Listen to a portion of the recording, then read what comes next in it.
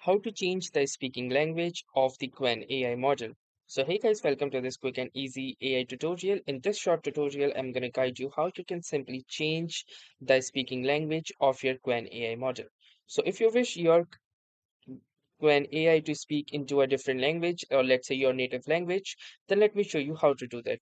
First, head on to chat.qwen.ai, which is the official website or the web address for the Qwen Studios. And once you are here, simply click over to your profile picture at the bottom left corner of the screen. Then from here, choose the settings option, and within the settings, you will need to head on to the general option. Under general, you can see this voice option. So simply click onto the selected voice, and from here, you can see the spoken language option. From the spoken language, you can see currently it is set to English.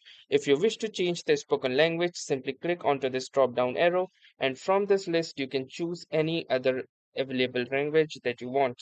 The options include these particular languages for now. So for example, let's say if I set it to French or French, you can see these are the different languages for the French option, including male, female, and your own custom voice if you wish to add.